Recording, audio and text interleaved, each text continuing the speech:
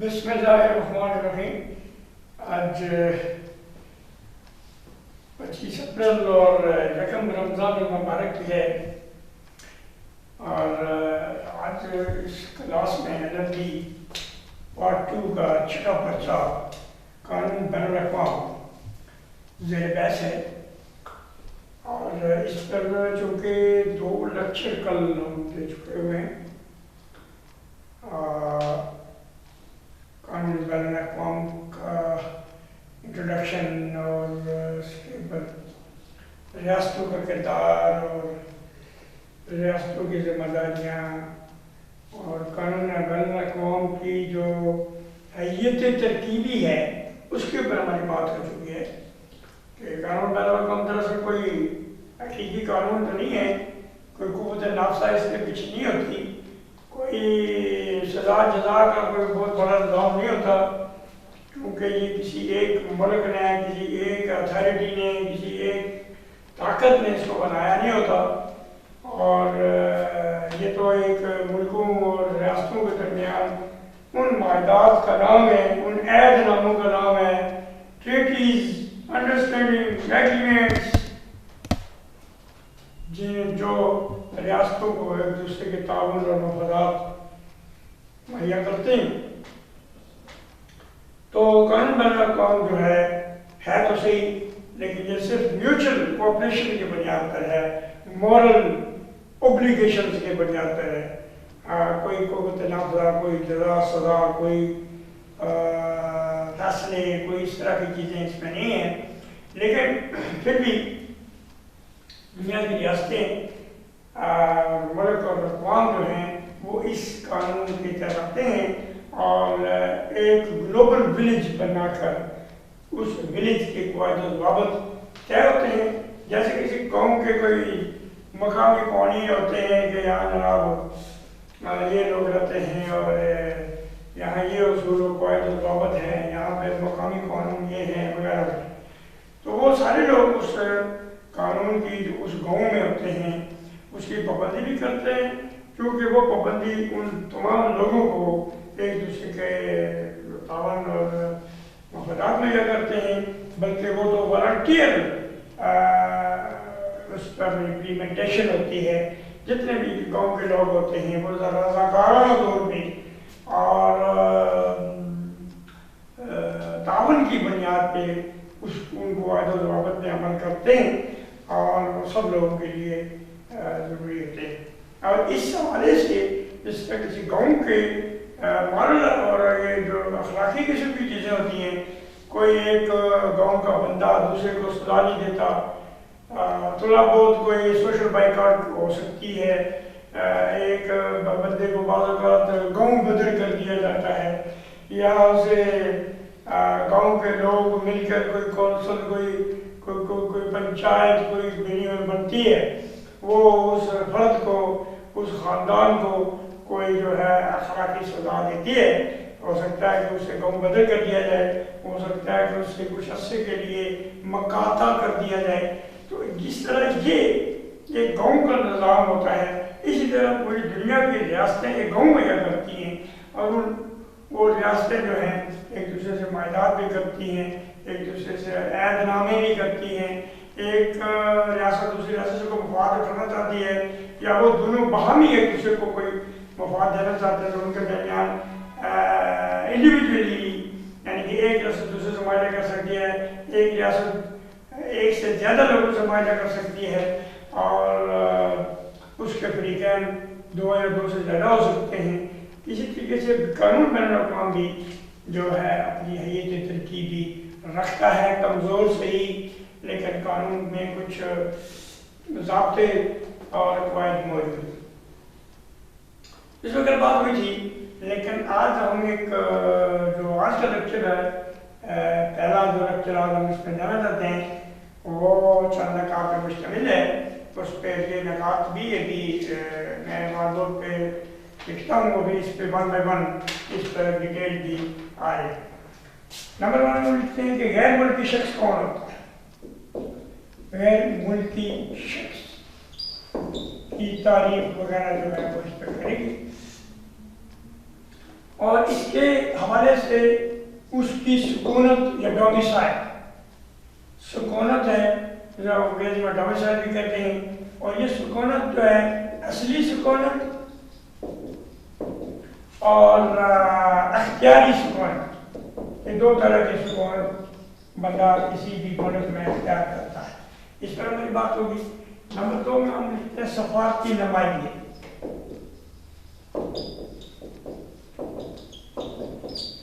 کسی ملک میں سفارتی نمائندے دوسرے ملک کے ہوتے ہیں، ان پر بات ہوگی، ان کے فرائض کیا ہیں، ان کے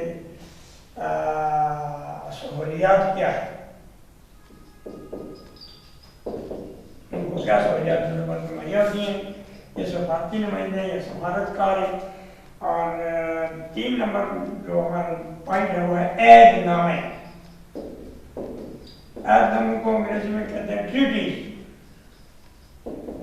تو یہ باہمی ریاستوں کے مابین عہد نامے ہوتے ہیں، جس کو ہم کہتے ہیں ریاستوں کے مابین عہد نامے۔ 4 نمبر پوائنٹ میں وینا کنونشن 1969،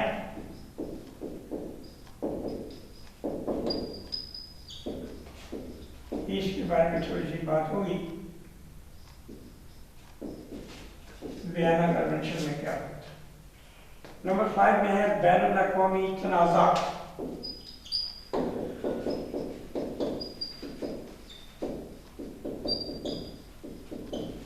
بین الاقوامی تنازعات پہ بات ہوگی کہ یہ بین الاقوامی تنازعات کیا ہوتے ہیں، ان کا حل پرامن طریقے سے کیا ہوگا یا جبرن کیا ہوگا۔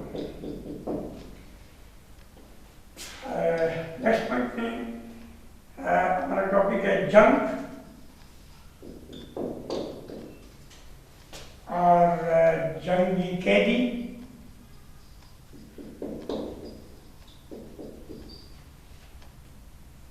جنگ کے ممنوعات۔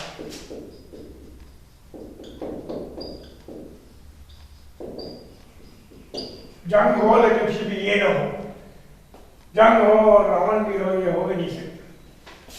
تو یہ ہے کہ اگلا پوائنٹ ہماری ہے سمندری قزاقی، ہوائی قزاقی۔ اس کو ہم قزاقی لکھتے ہیں، قزاقی میں پھر سمندری، ہوائی، فضائی، اس پر بات ہوگی۔ اور نمبر 8 پوائنٹ میں ناکہ بندی اور پرائز کوڈ۔ ناکہ بندی کیا ہوتی ہے، بین الاقوامی ناکہ بندی۔ پرائز کوڈ عدالتیں ہوتی ہیں، ان کو پرائز کوڈ کہا ہے۔ یہ کیا ہوتی ہے؟ پوائنٹ نمبر 9 میں موضوعات قانون۔ موضوعات قانون ایک بات ہوگی کہ یعنی یہ قانون کس سے مخاطب ہے۔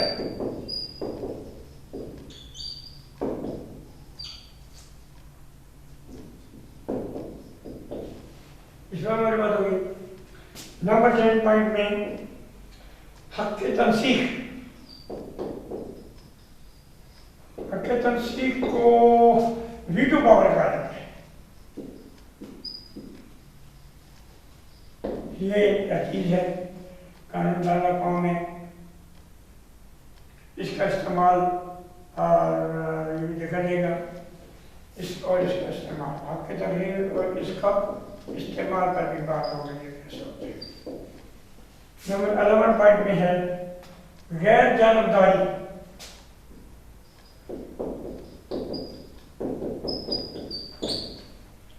غیر جانبداری، نان الینمنٹ، نان الینمنٹ،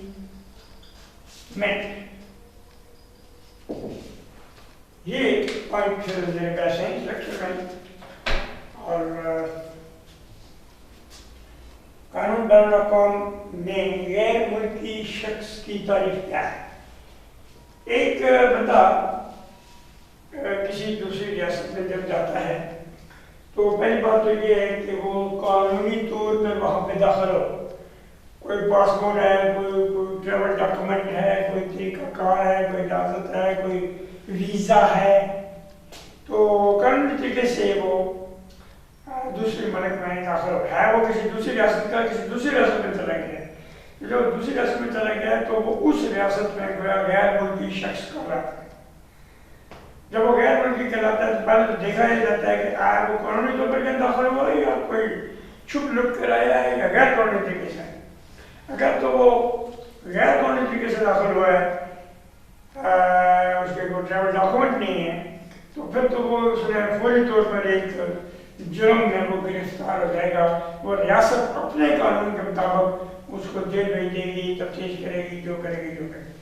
لیکن اگر وہ شخص قانونی طور پر اس دوسری ریاست میں داخل ہوا، یہاں سے وہ چلے جاتے ہیں، دبئی چلا گیا، وہ چلا گیا، ہم تو ایئرپورٹس پہ ہی چیکنگ ہو جاتی ہے، جو امیگریشن ہے وہاں پہ پتہ چلتا ہے کہ قانونی کرنی ہے۔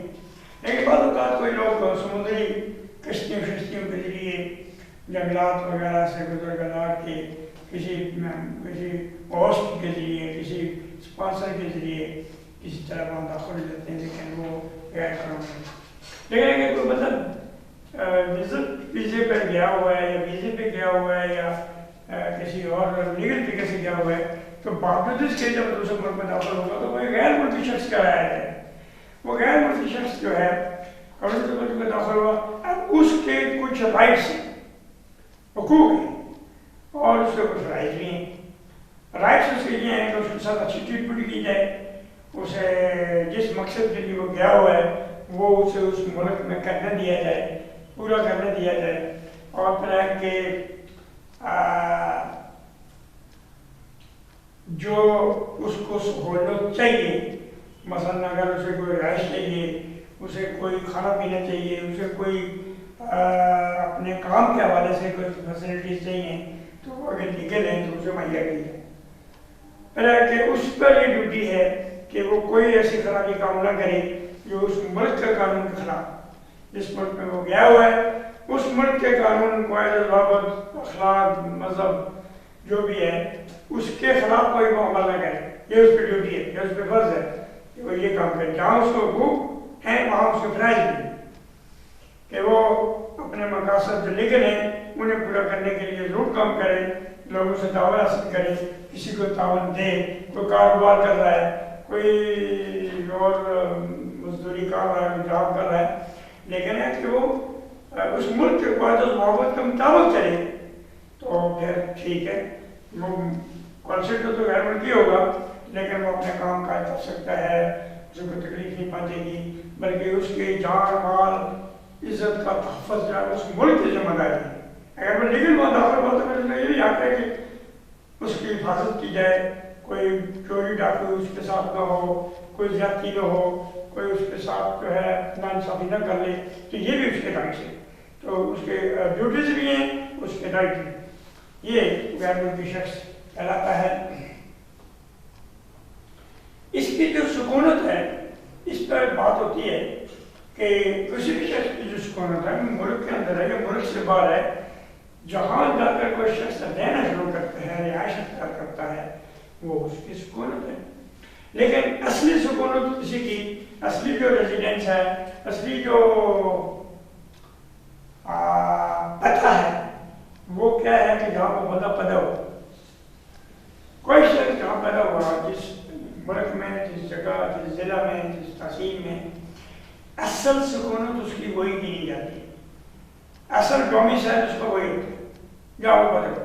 اور اس کا تعلق اس کے والدین سے بھی نہیں ہے کہ اس کے والدین کہاں تھے یا کہاں سے آئے ہیں، بلکہ وہ جہاں پیدا ہوا اس کا ریئل اوریجنل ڈومیسائل اس جگہ تھا۔ اور اگر وہ کسی جگہ والدین کی وجہ سے، کسی وجہ سے دوسری جگہ جا کر رہائش شروع کرتا ہے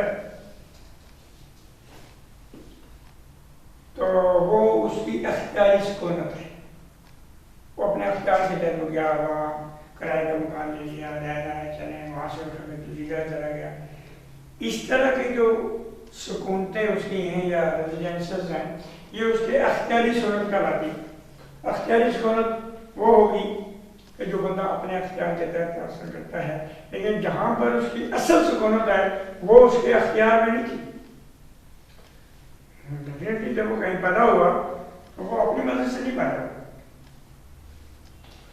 وہ والدین کا ایک بچہ ہے تو وہ وہاں پیدا ہوا اور یہ اس کے اختیار میں نہیں تھا، لیکن جب اب کسی جگہ وہ خود اگر رہائش اختیار کرتا ہے تو وہ اختیاری سکونت اختیار کرتا ہے، اور وہ ٹیمپریری ڈومیسائل ہے اس کا، جو اس کا بیسک ڈومیسائل ہے، جو اوریجنل ڈومیسائل ہے وہ جگہ ہے جہاں وہ پیدا ہوا، اور یہ جو اوریجنل ڈومیسائل ہوتا ہے یہ بے ختم نہیں ہوتا۔ اگر وہ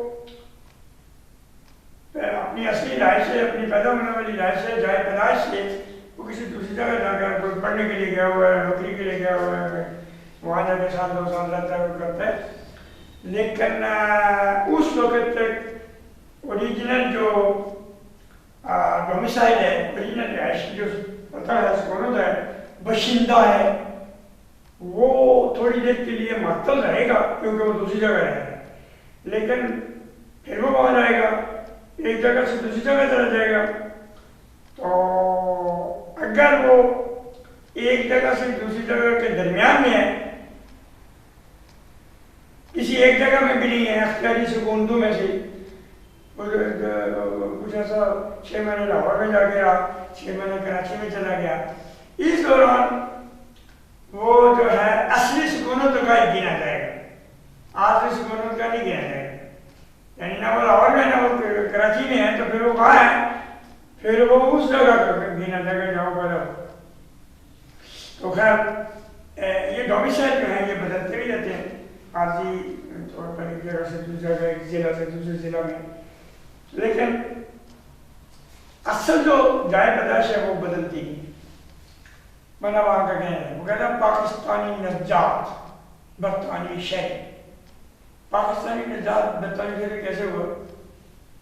پاکستانی برطانوی شہری، امریکی شہری کہ وہ تھا تو ہو گیا تھا پاکستان میں پڑا، لیکن وہ عادی طور پر برطانیہ میں رہتا ہے، تو وہ اس طرح کے سفارتی نمائندے کون ہوتے ہیں۔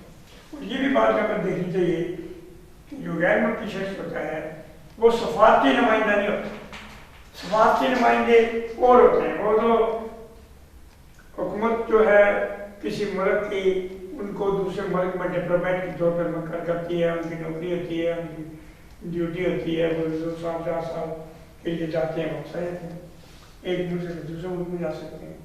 تو وہ سفارتی نمائندے وہ ہوتے ہیں جو کسی ملک اور حکومت کے نمائندے ہوتے ہیں اور وہ دوسرے ملک میں کام کر رہے ہوتے ہیں۔ پاکستان کے کوئی سفارتی نمائندے جو ڈپلومیٹس ہیں، سفیر ہیں، وہ برطانیہ میں، امریکہ میں، انڈیا میں، جہاں گئے ہوئے ہیں، تو وہ دراصل اس ملک کو ریپرزینٹ کر رہے ہوتے ہیں، جس ملک سے وہ آ رہے ہیں تو اس کے وہ نمائندے ہوتے ہیں، اور ان کا جو سفارت خانہ ہوتا ہے، ایمبیسی ہوتی ہے، وہ ایمبیسی گویا پاکستان کی ایمبیسی ہے، تو وہ پاکستان کی سرزمین کی نہیں جاتی ہے۔ اگر پاکستان کے سفارت خانہ امریکہ میں ہے تو جتنی حدود میں وہ بلڈنگ ہے وہ پاکستان کی سرزمین کہلاتی ہے۔ اگر کوئی ایمبیسی کا کوئی ورکر پاکستانی اپنے سفارت خانے سے باہر اس کو کوئی اس کے حوالے سے کوئی ایسا جرم ہو جائے، کوئی ایسا مسئلہ ہو جائے، تو باہر اسے پولیس امریکہ کے پیچھے لگی ہوئی ہے، لیکن وہ بھاگ کے اپنی ایمبیسی میں داخل ہو جاتی ہے۔ جب بھاگ کے اپنی ایمبیسی کے گیٹ سے اندر ہو گیا تو اس کو وہ پولیس کے ساتھ نہیں کر سکتی، کیونکہ وہ اپنے پاکستان میں چلا گیا۔ آپ پاکستانی پولیس اسے گرفتار کریں، یا پاکستانی قانون اس کے اندر لاگو ہوگا۔ امریکہ کا قانون، حالانکہ وہ بلڈنگ امریکہ کی سرزمین پہ ہے، امریکہ کی ہی بلڈنگ ہے، لیکن جب وہ پاکستان کا سفارت خانہ ڈکلیئر ہو گیا تو پھر کیا ہوگا؟ پھر وہ پاکستان کی سرزمین کہلاتی ہے، اور وہاں پہ کوئی بندہ اندر ہو گیا تو وہ پاکستان میں اندر ہو گیا۔ تو یہ اس کی وجہ ہیں۔ پھر جو سفارتی نمائندے ہوتے ہیں ان کے فرائض ہیں، ان کے فرائض یہ ہیں کہ وہ اپنے ملک کی نمائندگی کریں، اپنے ملک کا کلچر دکھائیں، اپنے ملک کے قانون کے ضابطے دکھائیں، اپنے ملک کی جو کلچرل ڈیولپمنٹ ہے، جو پولیٹیکل موومنٹس ہیں، جو اپنے ملک کی پالیسیز ہیں، قواعد و ضوابط ہیں، قوانین ہیں، آئین ہیں، یہ تمام چیزوں کا مظاہرہ انہوں نے اس ملک میں کرنا ہے۔ فرض کریں کہ وہاں پر پاکستانی کوئی لوگ وہاں پر نوکریوں کے لیے، اپنے کام کاج کے لیے امریکہ میں گئے ہوئے، تو اگر ان کے کوئی مسائل ہوتے ہیں وہاں امریکہ میں کوئی مسائل ہوتے ہیں، حکومت کے ساتھ ہوتے ہیں یا غیر سرکاری ہوتے ہیں، تو ان کے مسئلے کون حل کرے گا؟ پاکستان کا سفارتخانہ۔ وہ آ کر پاکستان کے سفارتخانہ میں کہیں گے کہ ہم پاکستانی ہیں، ہمارے ساتھ یہاں یہ مسئلہ بنا ہوا ہے، اس کو حل کریں۔ پھر وہ جو پاکستان کے سفارتخانے لوگ ہوتے ہیں، ڈپلومیٹس ہوتے ہیں، سفیر ہوتے ہیں، وہ امریکہ کی حکومت سے بات کرتے ہیں، گویا وہ کیا کر رہے ہوتے ہیں؟ پاکستان امریکہ سے بات کر رہا ہوتا ہے، سرکار ٹو سرکار، state to state, government to government بات ہوتی ہے۔ تو اس کا مطلب یہ ہے کہ یہ جو ان کے فرائض ہیں، ایک تو ایک فرائض یہ ہے کہ یہ اس ملک کے بے شک کے پاکستانی قانون کا نمائندے ہوتے ہیں، لیکن جب تک یہ وہاں رہتے ہیں یہ اس ملک کے قواعد و ضوابط کے خلاف ورزی نہ کریں، کوئی ایسے اخلاقی یا قانونی جرائم ورز نہ ہو جو اس ملک کے قواعد و ضوابط کے خلاف ہے۔ یہ ان پہ ڈیوٹی ہے۔ They must live there according to the rules and regulations of that country where they have been deputed for some time. کوئی مقولہ ہے کہ do in Rome as the Romans do، کہ روم میں وہ کام کریں جو رومی کرتے ہیں۔ مقصد یہ ہے کہ جیسا دیش ویسا دیش۔ پہلی بات ہوتی ہے کہ جس ملک میں آپ شہید گئے ہوئے ہیں، آپ سفارتی نمائندے گئے ہوئے ہیں، آپ سفارتکار ہیں، you have to follow the legal policies of that country and you have to represent the policies of your country as well. You have to represent the legal approaches of Pakistan there, and you have to follow also the legal approach of that country. تو ان پر فرائض یہ ہیں کہ اس ملک کی بھی قانون کی پابندی کریں اور اپنے ملک کے قواعد و ضوابط بھی وہاں پر پیش کریں۔ ہمارے ملک کی یہ پالیسی ہے، یہ قوانین ہے، یہ حقوق ہیں لوگوں کے۔ تو سفارتکار جو ہوتے ہیں جب کسی ایک ملک سے دوسرے ملک میں جاتے ہیں تو انہیں باقاعدہ اس ملک کے صدر کی طرف سے ڈیپیوٹ دیا جاتا ہے، اس ملک کے حکومت کی طرف سے انہیں مامور کیا جاتا ہے، ڈیوٹی پہ اپائنٹمنٹ دی جاتے ہیں، ان کے پاس باقاعدہ تقرری کے ڈاکومنٹس ہوتے ہیں۔ صدر پاکستان نے امریکہ میں سفیروں کو فلاں اشخاص کو، سفیر اور اسسٹنٹ اور سفارتکار اور ڈپلومیٹ اور لیگل ریپرزنٹیٹیو، یہ پورا عملہ ہوتا ہے۔ وہ سفارتکاری کا پورا عملہ جو ہے اس کو اپائنٹمنٹ لیٹر ملتا ہے صدر پاکستان کی طرف سے ملے گا یا کسی ملک کے صدر کی طرف سے۔ وہ باقاعدہ ان کے پاس دستاویزات ہوتی ہیں، جب وہ امریکہ میں جائیں گے تو سب سے پہلے وہ ڈاکومنٹ اس ملک کے صدر کو پیش کریں گے، یہ ہماری اپائنٹمنٹ ہے اس ملک کے لیے۔ اگر ڈاکومنٹ نہ ہوں پھر تو سفیر نہیں ہیں تو پیش ایشو کریں گے اس ملک کے صدر کو، پھر ان کو اس ملک کے قانون کے مطابق لیا جائے گا یا ٹریٹ کیا جائے گا، ایمبیسی حوالے کی جائے گی، ایمبیسی کی صورتیں حوالے کی جائیں گی، باقی جو اس کے لیگل ہیں کہ وہ کہاں رہیں گے کیا کریں گے بات۔ اور ان کی باقاعدہ وہاں پہ جو خفیہ ایجنسیاں ہوتی ہیں ان کے ہر ایک بندہ ان کے ریکارڈ میں چلا جاتا ہے کہ یہ صحیح ہے فلانے ملک۔ بعض سڑک پہ اس میں جو کرائم ہوتا ہے تو وہ پوری طور پر جاتا ہے یہ کون ہے۔ تو سفیر جو ہیں ان کے فرائض یہ ہیں کہ وہ اپنے ملک کی نمائندگی کریں اور اپنے لوگوں کی نمائندگی وہاں پر مسائل رکھیں، سہولتیں ان کو وہاں ملتی ہیں۔ اور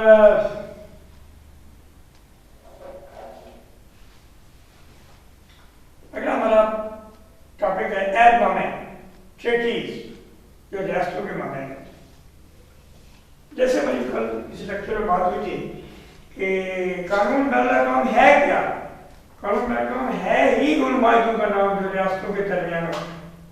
قانون ڈالنا کام بیسک کرتا ہے ان تمام ٹریٹیز کے اوپر، انڈرسٹینڈنگز کے اوپر، معاہدات کے اوپر، عہد ناموں کے اوپر کہ جو ریاستیں ایک دوسرے سے کرتی ہیں۔ تو ایک طرف تو بنیادی اس کی وہی ہے، اور دوسری یہ ہے کہ جو عہد نامے ہوتے ہیں ان کا جو حیثیت ترکیبی ہے وہ یہ ہو سکتی ہے کہ دو ملک آپس میں ایک عہد نامہ کر سکتے ہیں، ایک چیٹی کر سکتے ہیں، ایک اگریمنٹ کر سکتے ہیں کہ ہم آپس میں اس طرح سے چلیں گے۔ جیسے حوالی مجرمان کا معاہدہ ہے کہ ہمارا بندہ جڑ کر کے بھاگ کے آپ کے ملک میں آ جائے، آپ نے اسے پکڑنا ہے اور ہمارے حوالے، یہ بھی ایک عہد نامہ ہے، اسے ایکسپیڈیشن کہا جاتا ہے، اسے قانون معاہدہ حوالی مجرمان کہا جاتا ہے، انگریزی میں ایکسپیڈیشن کہا جاتا ہے۔ اسی طرح سے تجارتی معاہدات ہوتے ہیں، تجارتی عہد نامے ہوتے ہیں۔ مثلا اگر چائنا اور پاکستان کے درمیان یہ عہد نامہ، یہ ٹریٹی سائن ہوا ہے کہ چائنا پاکستان کو یہ چیزیں بھیجے گا اور پاکستان چائنا کو یہ چیزیں بھیجے گا، اس کی یہ ریٹس ہوں گے، یہ ٹرانزیکشن ہوگی، یہ گاڑیاں ہوں گی، یہ کسٹم اس طرح پہ ہوگا، چیز جو ہے کوالٹی اس کی کس طرح ہوگی، کیسے چیک ہوگی وغیرہ۔ تو اس طرح تجارتی معاہدے ہیں۔ پھر سیاسی معاہدے، سیاسی معاہدے ہوتے ہیں، سیاسی عہد نامے ہوتے ہیں، ایک ملک دوسرے ملک سے، یا ایک ملک کئی ملکوں سے، یا کئی ملک ایک ملک سے وہ عہد نامہ سائن کراتے ہیں، میمورنڈم کراتے ہیں۔ جناب چائنا اگر دنیا کے کسی ملک سے بھی جنگ کرے تو آپ نے چائنا کے ساتھ اس وقت کھڑے ہونا ہے جب چائنا آپ کو ریکویسٹ کرے۔ جب آپ چائنا ریکویسٹ نہیں کر رہا تو آپ خود بخود اس جنگ میں مت کود جائیں،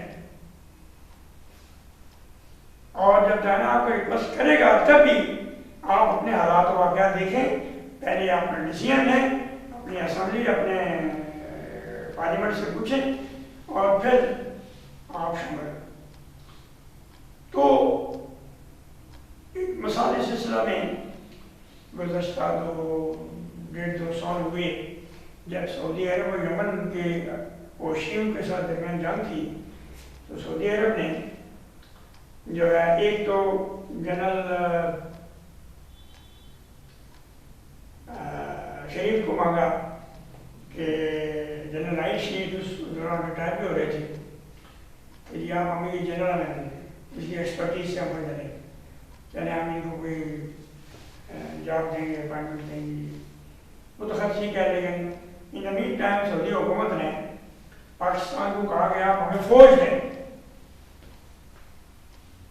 پاکستان کے مسلح افواج ہمیں ٹرانزیکٹ کریں وہاں سے ہزاروں کے حساب سے، لاکھوں کے حساب سے، اور ہماری یمن کی بارڈر پہ ہمیں انہیں جنگ میں مطلب جنگ لڑے ہماری طرف سے۔ تو اگرچہ اس دوران نواز شریف کی حکومت تھی اور نواز شریف اور سعودی عرب کے درمیان ادروائز بھی ریلیشن بہت اچھے تھے وغیرہ وغیرہ، لیکن باوجود اس کے نواز شریف نے کہا کہ ہم اپنے پارلیمنٹ سے پوچھیں۔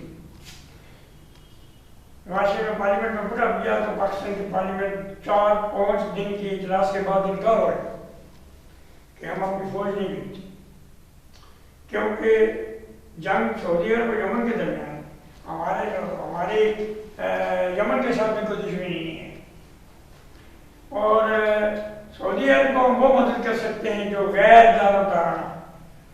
اگر یہاں یہ کریں گے تو پھر اس کا مطلب ہے کہ ہمارے فوجی بکے ہوئے، ان کو خریدا گیا ہے تنخواہوں کے، بس یہ نہیں کر سکتے۔ تو پاکستان کی حکومت سعودی عرب کا انکار ہو گئی، یہ ان کو توقع نہیں تھی کہ ایسا کچھ پاکستان کر سکتا، کیونکہ ہمیشہ وہ ان کو قرضے دیتے ہیں تو پیسے دیتے ہیں تو براز نہیں ہیں تو یہ تو وہ، لیکن جو ضرورت کر لی پاکستان نے۔ اس پر دبئی کے جو کوئی تھا وہ یو اے ای کا منسٹر خارجہ تھا، اس نے بڑی احتسائی کی، بڑی اس نے نازیبہ باتیں کی کہ یہ دیکھو یہ پاکستان کا ہم سے مانگتا تھا اور یہ کرتا تھا اور ہم اس کو ہمارے ٹکڑوں پہ پڑ رہا ہے، یہ اس طرح کی باتیں۔ میں کہا چلو باتیں تو کر لو، یہ تو تمہیں کرنی تھی، ایک فوج ہم تمہیں نہیں ہے، کوئی بندہ چلو اس کی کوئی تجربے سے آپ آجا بناتے ہیں ٹھیک ہے، وہ اس کو نوکری جو کرتا رہے، لیکن as a matter of the country یہ کام کریں۔ یہ کیا ہوا، یہ عہد نامہ جو ہے نہیں ہو سکا، وہ یہ عہد نامہ کرنا تھا۔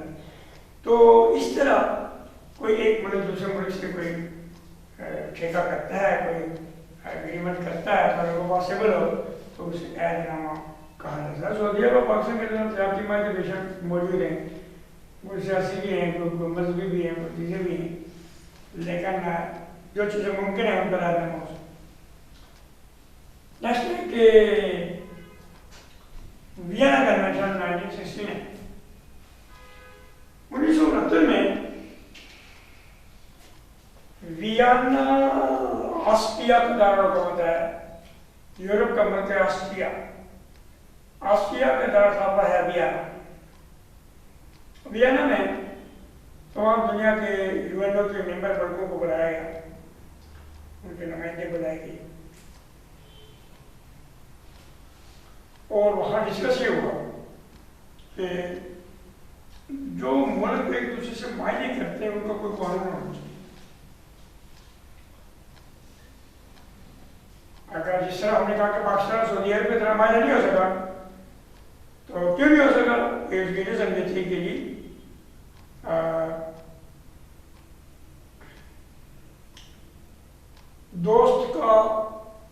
دوستی جو ہے وہ دوسرے کی دشمنی کے اوپر نہ پائی جائے، جو آپ کا دشمن نہیں ہے وہ آپ دوست کے ساتھ ایسی دوستی کر رہے ہیں کہ اس کو دشمن بنا رہے ہیں اور جانبداری برت رہے ہیں، یہ نہ کریں۔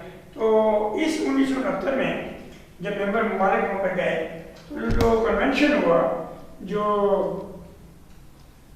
ڈسکشن ہوئی وہ یہ تھی کہ جب کوئی ایک ملک دوسرے ملک سے معاہدہ کرے، عہد کرے، تو اس کے کیا قواعد و ضوابط ہونے چاہیے۔ وہاں پہ اس طرح کے فیصلے ہوئے کہ یہ معاہدہ ایسا ہونا چاہیے جو غیر جانبدارانہ ہو، معاہدہ ایسا ہونا چاہیے جس سے کسی دوسرے کو تکلیف نہ ہو، ورنہ کیا ہو جائے گا، ورنہ تو پھر وہ اس کے ساتھ کیا ہو جائے گا۔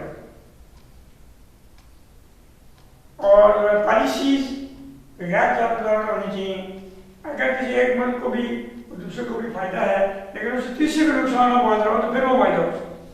جس طرح یہ اصول ہے اس طرح سے اور بھی اصول جو ہے وہاں پہ 12-14 اصول بھی طے کیے گئے، پرنسپلس طے کیے گئے، ان پر دنیا کے تمام ملکوں نے سائن کی جو وہاں پہ موجود تھے، بشمول پاکستان بشمول۔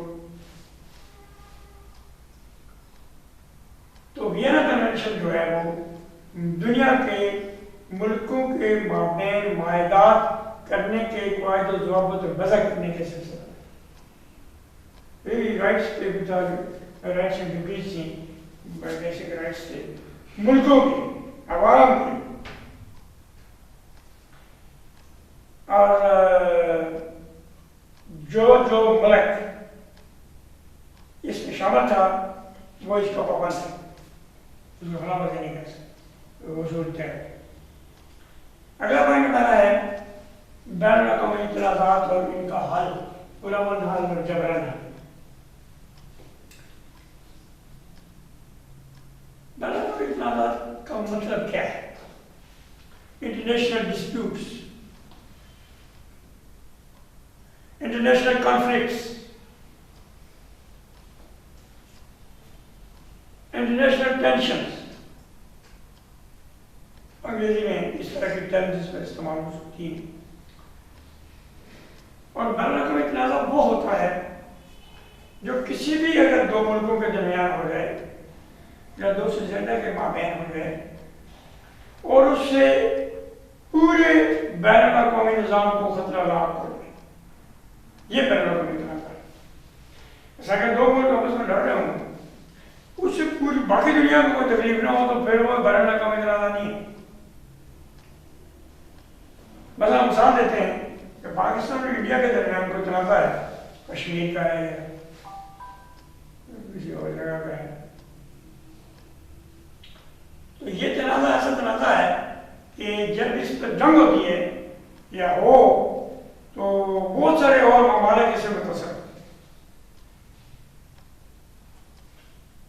پورا خطہ متاثر ہوتا ہے. آج بن کریں اگر انڈیا اور پاکستان کے جنگ ہو جائے تو اگر ایٹم استعمال ہو یا کوئی اس طرح کا تو کئی ملک تباہ ہو جائیں گے. نہ صرف یہ 2 تباہ ہو جائیں گے کہیں اور ملک تباہ ہو جائیں گے. اس لیے ایسے تنازع کو بین الاقوامی تنازع سمجھا جاتا ہے کہ جو 2 لوگوں کے درمیان 3 لوگوں کے درمیان ہو اور اگر وہ حل نہ ہو تو پھر دنیا میں اور بہت سارے لوگ متاثر ہو جائیں گے، قومیں، ملک نقصان اٹھائیں گے. یہ وہ ڈیفینیشن ہے کہ بین الاقوامی تنازع کیسا ہوتا ہے. ایسا ہوتا ہے. امریکہ نے عراق پہ کیا حملہ، افغانستان پہ کیا، تو اس سے بڑے لوگ متاثر ہوئے. پاکستان متاثر ہوا، بالخصوص افغانستان کے علاوہ رشیا اور رشیا کی اسٹیٹس متاثر ہوئے. تو اگر ایسے تنازعات پیدا ہو جائیں اور ان کا حل کرنا ضروری ہو جائے تو پھر 2 ہی طریقے. ایک طریقہ تو ہے کہ میوچل کوآپریشن سے، گفت و شنید سے، ڈائلاگ سے، بائی لیٹرل ڈائلاگ ہے، ٹرائی لیٹرل ڈائلاگ ہے، ملٹی لیٹرل ڈائلاگ ہوں تو وہ تنازع حل ہو. ٹیبل ٹاکس اس میں انوالو ہوں، نیگوسیشنز ہو، یا پھر کوئی آربیٹریٹری سلوشن نکل آئے. آربیٹریٹری سلوشن کا مطلب ہوتا ہے کہ کوئی سالسی کرنے آ جائے. 2 لڑ رہے ہیں، تیسرے کو بولا یار تو ہمارا مسئلہ، یا وہ والنٹیئر ہو جائے کہ میں آپ کا مسئلہ حل کروں. تو وہ تھرڈ پارٹی سالس کراتی ہے، آربیٹریٹر کہلاتا ہے، آربیٹریشن ہوتی ہے. اور وہ مسئلہ جو ہے وہ جو تھرڈ پارٹی ہے جس پر دونوں متنازع یا متعاربہ پارٹیز جو ہیں وہ اگری کرتی ہیں کہ اس کا فیصلہ ہمیں منظور ہے. جس طرح کوئی منصفی ہو جاتی ہے، کوئی گاؤں میں محلے میں جھگڑا ہوتا ہے تو ایک منصف بیٹھ جاتے ہیں، 2 چیز، ایک کی طرف سے بھی ہوتی ہے، دوسرے کی طرف سے بھی. تو وہ منصف جو ہے بلکہ پہلے پابندی لگاتے ہیں ہمیں منصف دونوں میں کہہ دیا ہے ہمارا فیصلہ تم دونوں کو منظور ہوگا تب ہم بیٹھیں گے، ورنہ نہیں بیٹھیں گے. وہ پھر وہ کہتے ہیں ہاں بھائی، ایک بھی کہتے ہیں دوسرے کہتے ہیں ٹھیک ہے کہ آپ کا جو فیصلہ ہو. تو ایسی صورت میں وہ فیصلہ کرتے ہیں اور وہ منصفی ہوتی ہے. اسی طرح دنیا کے 2 بڑی ریاستیں، 2 بڑے ملک، 3 بڑے ملک آپس میں لڑنا شروع ہو جائیں تو کوئی تھرڈ پارٹی آ جائے. اس کی مثال ہم دیتے ہیں. پاکستان میں 1965 میں جنگ ہوئی انڈیا کے ساتھ. انڈیا اور پاکستان جو ہے وہ 2 متنازع فریق تھے، ریاستیں تھیں. پہلے کی جنگ ہے، پاکستان نے میدان میں جنگ جیت لی یا کامیابی اس کی ہوئی. انڈیا جو ہے وہ ہرا ہوا تھا. لیکن جب جنگ جاری تھی 17 دن جنگ جاری رہی. 1965 کی جنگ پاکستان انڈیا کے درمیان 17 ڈیز جو ہے جنگ ہوئی. تو ان کو پھر رشیا نے کہا، روس نے کہا کہ بند کرو، جنگ بند کرو، سیز فائر کرو، آؤ ہمارے پاس بیٹھو تاشکند. روس کے شہر تاشکند میں سیز فائر ہونے کے بعد ایوب خان، اس کا وزیر خارجہ ذوالفقار علی بھٹو یا اور کوئی حملے، اور انڈیا کا وزیر اعظم لال بہادر شاستری اور اس کا حملہ. یہ لوگ تاشکند میں ٹیبل میں بیٹھے، روس ان کو مانیٹر کر رہا تھا، کہتے ہیں آپ ہمارے ساتھ بیٹھ کے بات کریں. تو منصف کون تھا؟ روس تھا. اور اپنے اپنے جو مفاد پیش کر رہے تھے وہ پاکستان کے صدر اور انڈیا کا وزیر اعظم شاستری. کئی جگہ پر بیٹھک ہوئی تو بعد میں پتہ چلا ٹھیک ہے کہ جنگ بند ہوئی، انہوں نے جو معاہدات کیے کہ جنگ بند کریں، اس کا کیا نقصان ہوا وہ اس طرح بھرا جائے گا، اس کا کیا نقصان ہوا اس طرح بھرا جائے گا، یہ طے ہو گیا، سائن ہو گئے، جنگ بند۔ لیکن پتہ چلا کہ وہ دراصل ایوب خان جو تھا وہ فوجی تو تھا، وہ ڈپلومیٹ نہیں تھا، وہ اسٹیٹس مین نہیں تھا، وہ سیاستدان نہیں تھا، وہ ملک کا مخلص بھی تھا، فوجی بھی تھا، صدر بھی تھا، لیکن انڈیا کا جو وزیر اعظم تھا بہت شاطر تھا، وہ پولیٹیشین تھا۔ ایوب خان اس بیس پہ ہار گیا، کیونکہ جو فیصلے ہوئی اس میں یہ تھا کہ پاکستانی آرمی نے 10,000 مربع میل علاقہ چھینا تھا انڈیا سے۔ پاکستانی فوج سیالکوٹ سے گرداسپور، پٹھانکوٹ اور جلندھر کے علاقوں پر قبضہ کر چکی تھی، اور سیز فائر وہاں ہوا۔ شاستری نے یہ بات منوا لی کہ یہ پاکستانی فوج جو پیچھے ہٹے، وہ علاقے چھوڑ۔ ایوب خان نے تسلیم کر لیا، ٹھیک ہے جی اب رجا کر لیا۔ جیتی ہوئی جنگ ٹیبل پہ آئے گی، فیلڈ میں جیتی ہوئی ٹیبل پہ آئے گی، تو اس کا نہیں بھٹو وزیر خارجہ تھا ایوب خان کی کیبنٹ کا، یہ واک آؤٹ کر کے نکل گیا، جیسے کہا ڈونٹ ایکسپٹ دس ڈیسیژن۔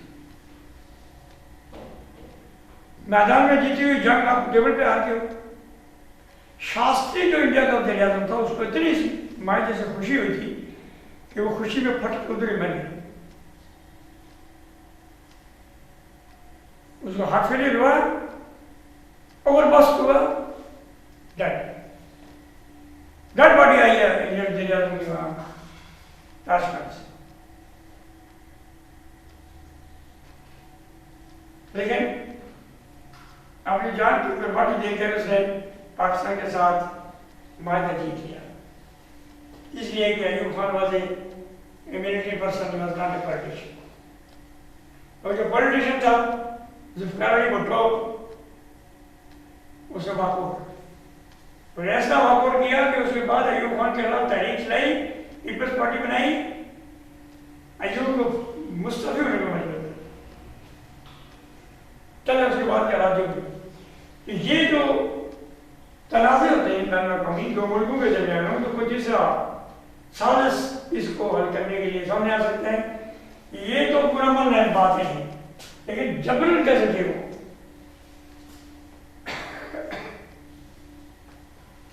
بعض اوقات کوئی ملک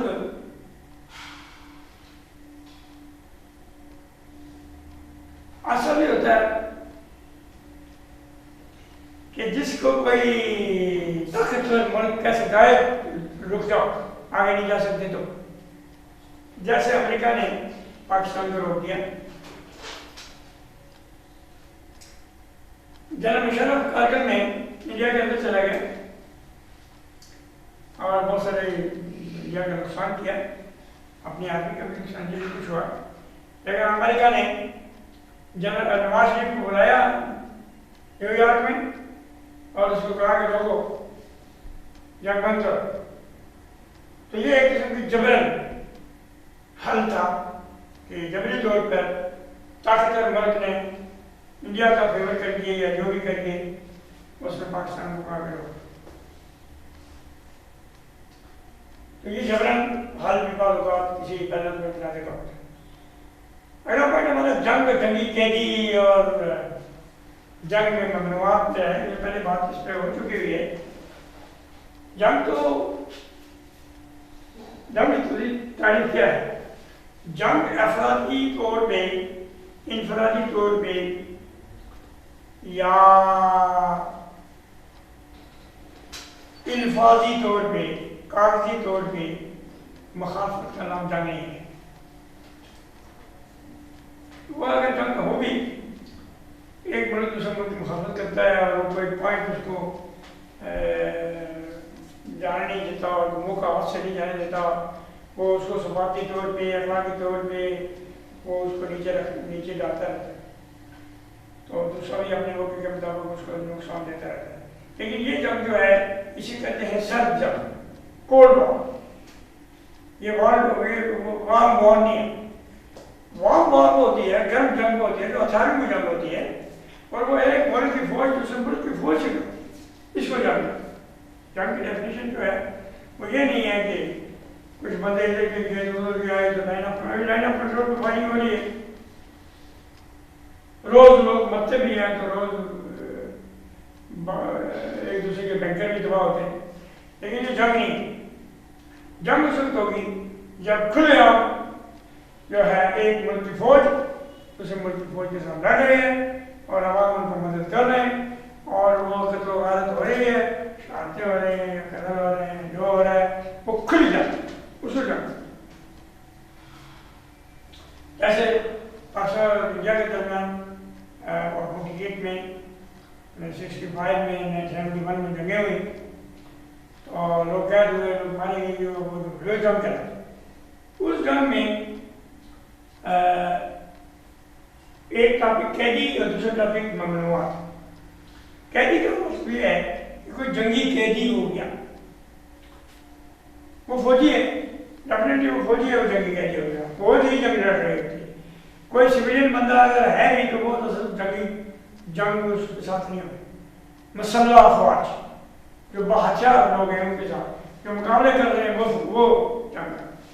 تو اگر کوئی فوجی پکڑا گیا، دوسرے ملک میں گرفتار ہو گیا یا کوئی سرنڈر ہو گیا، جیسے 71 میں اس پاکستان میں سرنڈر ہوا تو جنگی قیدی ہو گئی. ہمارے 93,000 فوجی جنگی قیدی ہو گئے. دنیا میں اور بھی ہوتے ہیں، پہلی جنگ میں دوسری جنگ میں لوگ ہیں. جنگی قیدی وہ ہوتا ہے جو جنگ کے دوران فائٹنگ کے دوران کسی دشمن کے لڑنے میں چلا ہے. جنگی قیدی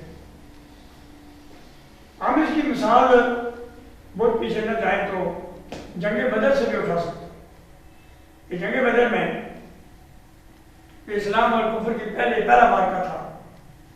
وہاں پہ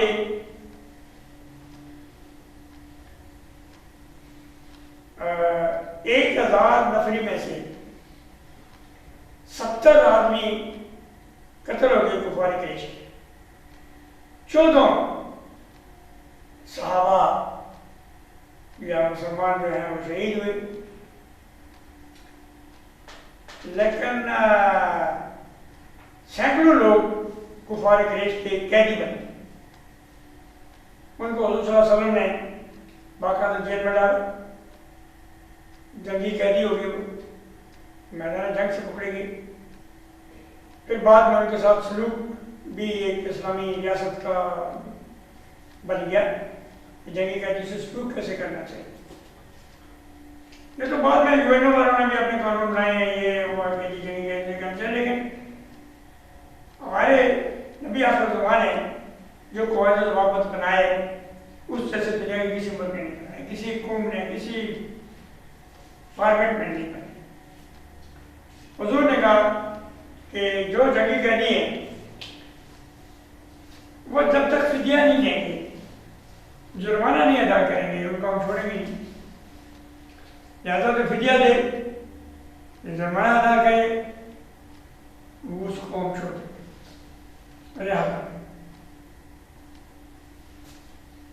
اور جو نہ دے، فدیہ نہ دے، اس کو نہیں چھوڑیں. تو لوگوں نے فدیہ دیے، لوگوں نے کسی کو فدیہ دیا، اس کو چھوڑ دیا، چھوڑ دیا، ٹیکس دیا، چھوڑ دیا. لیکن کچھ ایسے لوگ بھی تھے کہ جن کے پاس کوئی پیسہ، کوئی ٹیکس، کوئی فدیہ نہیں تھا. وہ مکہ کے لوگ تھے، حضور کے کوئی ریلیٹیوز ہوئے ہوں گے، کوئی دوسرے ہیں، کوئی اپنے قوم کے لوگ تھے. لیکن انہوں نے اصول کو، قانون کو بنوا رکھا. انہوں نے کہا کہ جس کے پاس پیسے نہیں ہیں وہ یہ کرے کہ وہ ہمارے مسلمان بچوں کو پڑھائے، اگر وہ پڑھا لکھے. اس سروسز میں بھی ہم اس کو کوئی سروس ہو اس کے لیے ہم اس کو چھوڑ سکتے، فری نہیں چھوڑ سکتے، ہمیں تو قانون ہے. لہذا جیل میں مسلمان لوگوں کو جو بڑے تھے یا چھوٹے تھے، جن کو لکھنا پڑھنا نہیں آتا تھا، اور ان قیدیوں کو لکھنا پڑھنا آ رہا تھا. وہ مسلمان بندے کو لکھنا پڑھنا سکھایا انہوں نے، اور جتنا ایسا سکھایا وہ جو طے ہوا، اور پھر ان کو وہاں سے لایا. یہ جنگی قیدیوں کا سلوک کے حوالے سے ایک بات ہے کہ نرم گوشہ بھی اس نے استعمال کیا. ورنہ تو کچھ ایسے لوگ تھے جن کی گردن ماری گئی، جن کو قتل بھی کیا گیا. انہوں نے کہا فلاں کی گردن مار دو، گردن مار.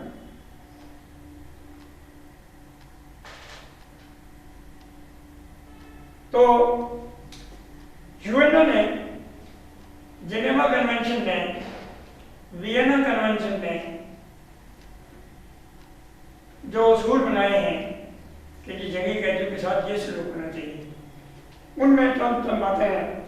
ایک تو یہ ہے کہ جنگی قیدی، فوجی جنگی قیدی جو ہے اس کو جان سے نہ مارا جائے، اس کو زہر نہ دیا جائے. وہ صحت خراب ہو جائے تو اس کی صحت ٹھیک کرنے کی کوشش کی جائے.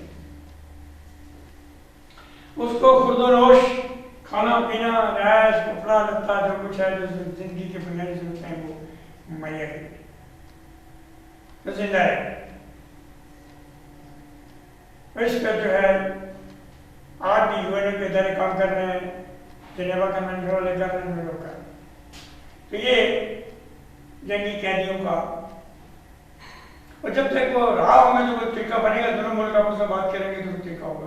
جب تک ان جنگی قیدیوں کو مسٹریٹ نہ کیا جائے، ظلم نہ کیا جائے، بنیادی ضرورتوں سے نہ بند نہ کی جائے. یہ اور جنگ کی ممنوعات کیا ہے، جنگ میں کیا کیا نہیں کرنا چاہیے.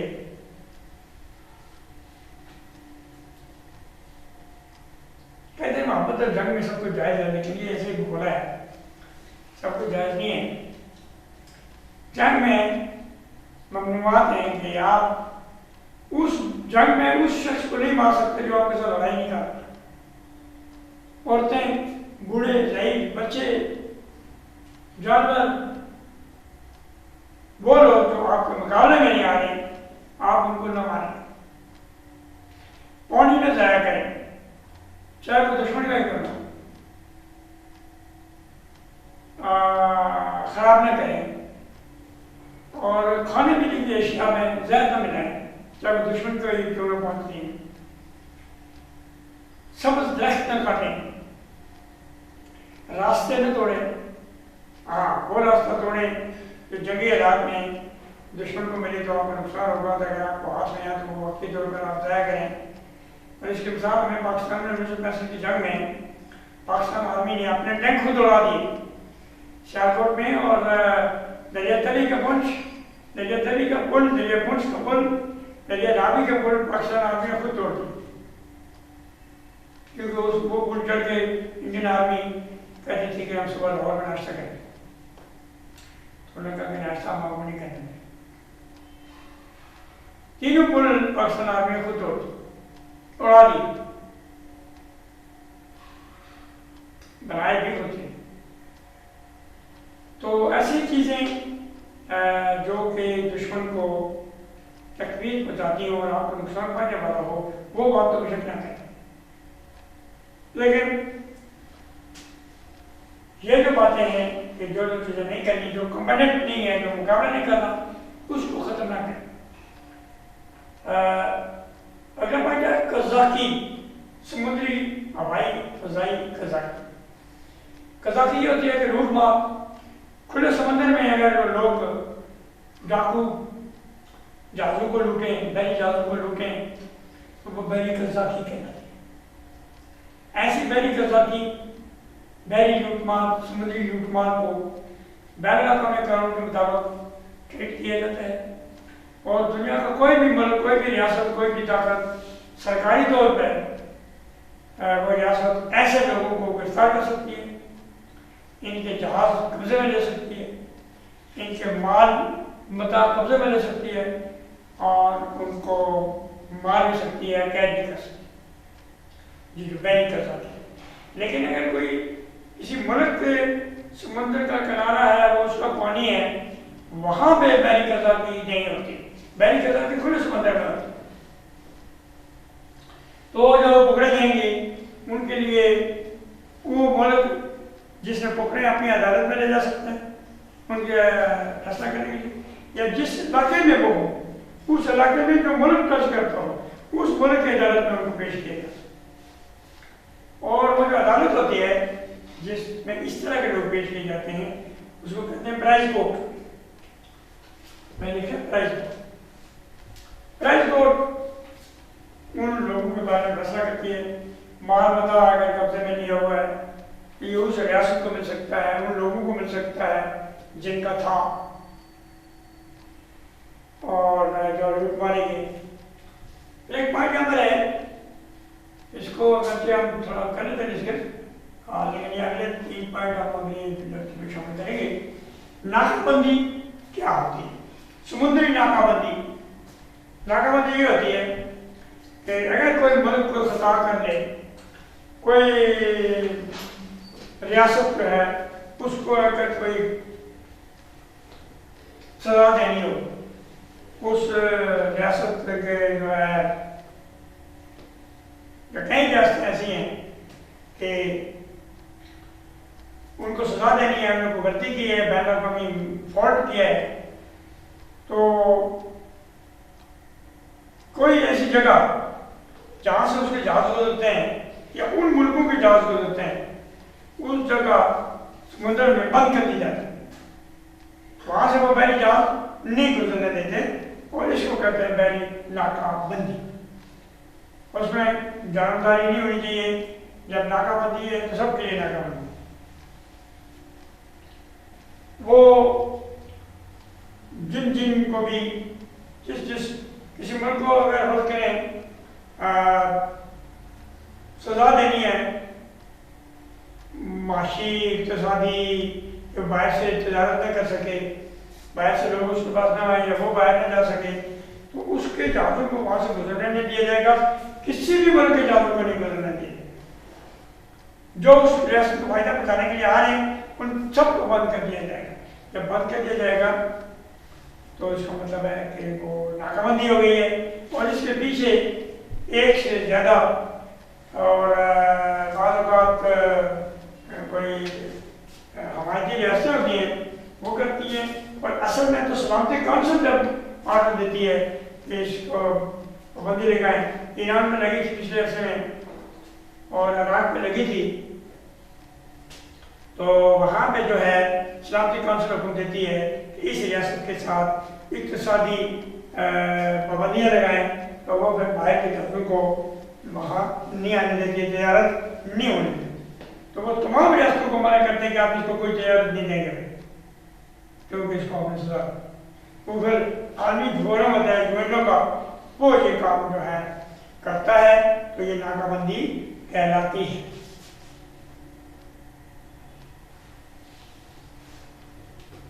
آج کا یہ جو پہلا لیکچر ہے قانون دان اقوام کا، اس کو ہم یہیں پہ فائنڈ آؤٹ کرتے ہیں۔ 1 گھنٹہ بیٹھ کا لیکچر ہو چکا ہوا ہے، تو ایک وقت میں بہت زیادہ جو کلام اور سماعت ہوتی ہے یہ انافورڈیبل بھی ہو جاتی ہے، اور سننے والے بھی ان کی دلچسپیاں کم ہو جاتی ہیں، اور ڈیلیور کرنے والا بندہ بھی تھک جاتا ہے، تو اس لیے 1 گھنٹے بیٹھ کا جو لیسن ہے اس کو بہت اچھے طریقے سے آبزرو کیا جائے، اور اس میں کوئی خامی خوبی دیکھی جائے، اس میں بعد میں کوئی سوالات کا کوئی سلسلہ ہو تو وہ سامنے لایا جا سکتا ہے، البتہ یہاں تک اس کو ہم ڈیلیور کر چکے۔ Thank you very much for today this lecture.